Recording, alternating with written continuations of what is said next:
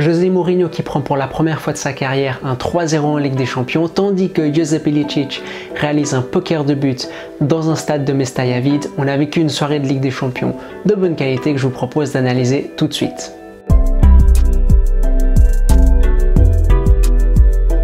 Hey, j'espère que vous allez bien, j'espère que vous avez apprécié la soirée de Ligue des Champions d'hier. Pour une fois, on ne se retrouve pas sur la chaîne un dimanche 10h, on se retrouve un mercredi de bon matin pour parler de la meilleure des compétitions. Je sais qu'il y a d'autres chaînes aussi qui proposent ce concept d'analyser les matchs qui se sont disputés la veille, mais ici le petit bonus que vous avez, l'avantage que vous avez, c'est qu'on va parler des deux matchs. Alors sans plus tarder, passons au Rasenballsport Leipzig contre Tottenham. Concernant Tottenham, il y a une chose qu'on sait, c'est que c'est une équipe qui ne regorge pas de talent défensif.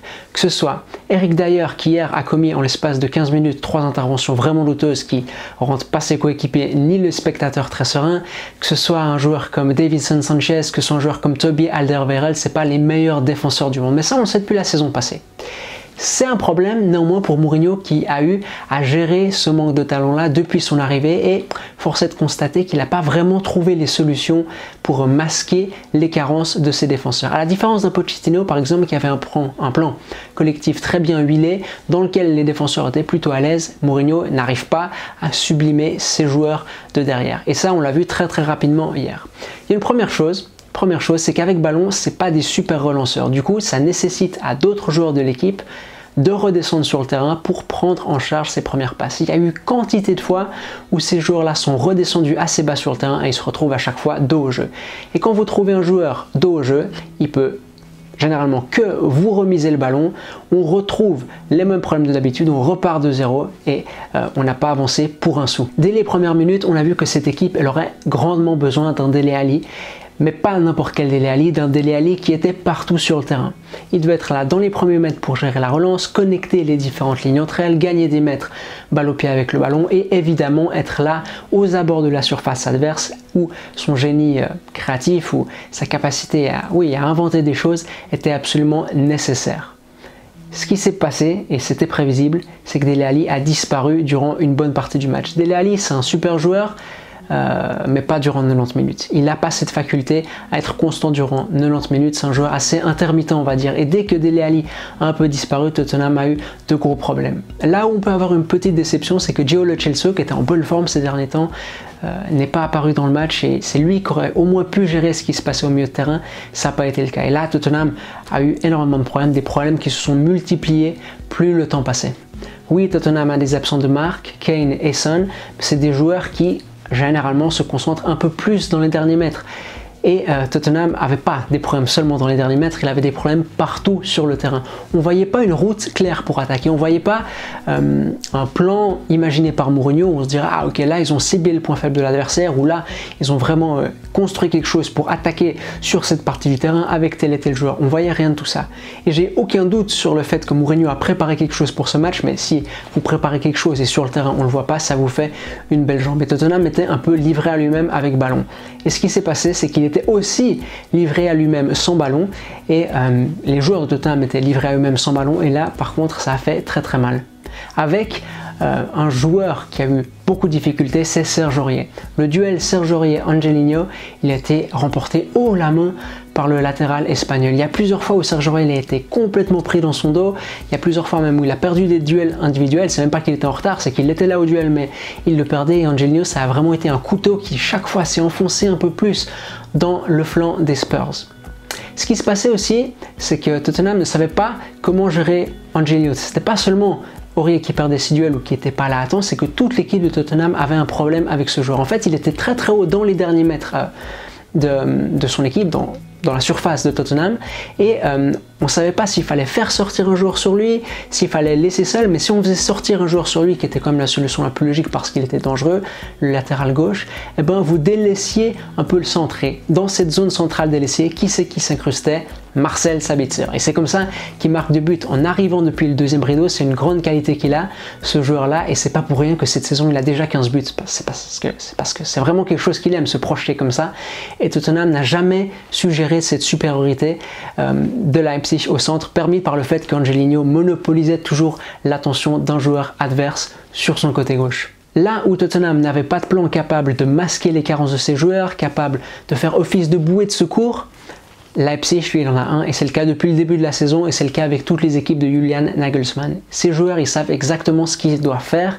Certains joueurs sont sublimés par le plan à tel point qu'ils paraissent meilleurs que ce qu'ils ne sont, et ça se retrouve pas mal, je trouve, dans les premiers mètres de Leipzig. C'est une équipe qui arrive facilement à ressortir le ballon, et c'est pas seulement dû au fait que Tottenham a parfois pressé de manière catastrophique. Là aussi, le plan de Mourinho il a failli. Il y a plusieurs fois où avec une passe ils sont tous éliminés, il y a plusieurs fois où ils font pas les efforts défensifs aussi. Encore une fois, Aurier est pointé du doigt sur cet élément là, et ils sont très sereins dans leur premier mètre. Les joueurs allemands, ils savent s'ils doivent relancer court, ils savent si la prise de risque elle n'en vaut pas la peine et on allonge, et à chaque fois qu'ils arrivent à leur relancer court, ils peuvent trouver leur atout offensif numéro 1, Timo Werner, qui s'est fait un plaisir d'aller attaquer le dos de Sessegnon et aussi de Serge Aurier quand il a vu que du côté du joueur ivoirien c'était un peu les portes ouvertes. S'il y a bien une action pour moi qui définit Timo Werner, c'est ses appels. Quand je pense à Timo Werner, je pense à ses courses pour se démarquer, ses démarquages, je ne sais pas si ce mot existe, mais il devrait, et les démarquages de Timo Werner, c'est ce qui fait de lui le joueur qu'il est, parce qu'il n'a peut-être pas le niveau des autres tops attaquants européens dans plusieurs facettes du jeu, mais dans la façon de se démarquer, il est exceptionnel. Une fois que vous avez trouvé Timo Werner, c'est la panique dans la défense adverse. En plus, vous avez gagné plusieurs mètres d'un coup, ça devient tout d'un coup facile, et Leipzig a plusieurs fois pu utiliser cette arme. Et l'autre arme qu'ils utilisaient après avoir cassé le pressing de Tottenham, je l'ai évoqué, c'est le fait d'arriver en nombre proche de la surface adverse, de créer des supériorités et de germer le doute dans l'esprit des Spurs. Ils ne savaient pas, comme je vous l'ai dit, comment défendre, ou etc. etc.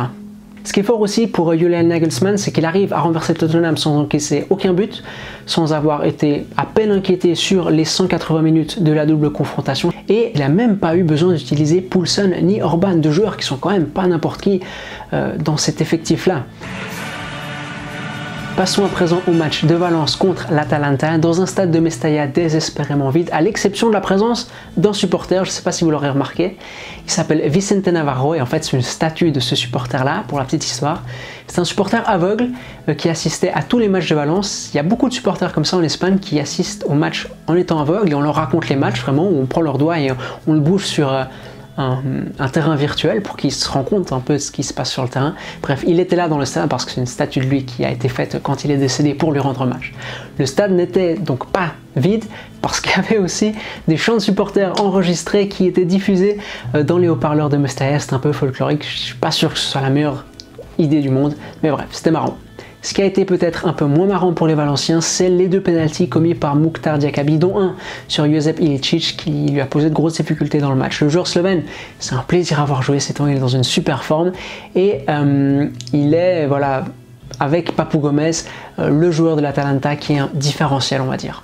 Papu Gomez, je l'aime beaucoup parce que c'est un joueur qui comprend très bien le jeu et qui apparaît un peu partout comme ça, vous n'arrivez pas à anticiper où il va apparaître.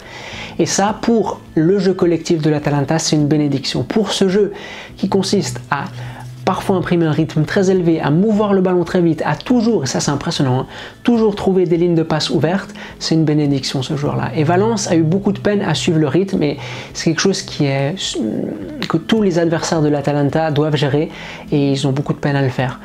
Vous devez avoir les idées très claires pour suivre le rythme, pour récupérer le ballon, et ensuite, pour pas en faire n'importe quoi, pour réussir à jouer derrière. Parce que l'Atalanta, c'est une équipe qui a un contre-pressing qui fonctionne extrêmement bien, et parfois, avant même d'avoir pu réaliser ce que vous deviez faire, vers où vous deviez jouer, vous avez perdu le ballon. C'est exactement ce qui s'est passé pour Valence, une équipe précisément qui n'a pas les idées très claires.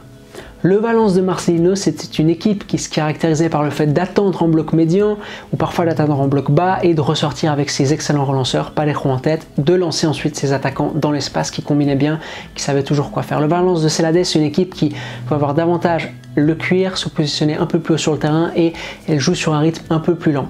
Le problème, c'est qu'aucune des deux idées n'est bien exécutée par ce Valence-là, ni l'idée de son entraîneur passé, ni l'idée de son entraîneur actuel. Quand bien même l'Atalanta a des problèmes défensifs, quand bien même c'est une équipe qu'on peut aller chercher et avec pas grand-chose, parce que des fois elle a des gros désajustements dans sa défense centrale, lui créer du danger, Valence n'a pas vraiment réussi à le faire et ça parle vraiment pas très bien de cette équipe-là. Vers la fin du match, le match s'ouvre un peu, etc. Mais si le match s'ouvre pour Valence, il s'ouvre aussi pour l'Atalanta. Et là, il y a encore une fois Monsieur Josep Ilicic qui est apparu, qui a fait des siennes. Il a marqué du but. Merci, au revoir. L'Atalanta, ça va être une équipe pas si facile à gérer que ça si vous rentrez dans son jeu. Si elle arrive à poser son jeu, si elle arrive à imposer son rythme, je pense que toutes les équipes peuvent avoir de la peine. C'est exactement ce qu'on est en train de voir en Serie A. Il n'y a pas de mauvaises équipes en Serie A et pourtant l'Atalanta est très à l'aise dans cette Serie A. Ce qui peut faire que vous arriviez à contrecarrer cette structure liquide, à contrecarrer vraiment cette anarchie organisée de l'Atalanta, c'est soit d'avoir les idées très claires de votre côté, soit être une équipe un peu comme la Leipzig qui sait exactement ce qu'elle va faire, qui va miser sur ses forces, ou alors d'avoir plus de talent qu'elle, parce qu'encore une fois, sa défense n'est peut-être pas tant au niveau que ça, et son milieu de terrain, c'est pas le meilleur milieu de terrain du monde, quoi. Donc voilà, je pense que c'est un peu les deux propositions qui peuvent poser des problèmes à l'Atalanta. En tout cas, je me réjouis beaucoup de voir cette équipe dans le futur parce que c'est un plaisir de l'avoir joué et qu'elle a des super joueurs. Voilà, c'est la fin de cette vidéo qui, j'espère, vous aura plu. J'espère que vous appréciez cette façon de faire où j'essaie de tirer 2-3 idées centrales du match, faire quelque chose d'assez succinct, assez vivant. Nous, on se retrouve demain pour l'analyse de 2 matchs qui promettent énormément. Qu'est-ce que je me réjouis! Regardez Liverpool Atlético s'il vous plaît, il y aura du public, qu'est-ce que c'est triste, les matchs sans public. Sur Twitter, j'ai l'habitude pour les gros matchs de faire un truc qui s'appelle les 3 clés du match, 3 tweets pour essayer de comprendre ce qui va se passer sur le terrain. Alors si vous voulez me suivre sur Twitter, vous êtes évidemment les bienvenus. Nous, on se retrouve dans 24 heures. Allez, à toutes!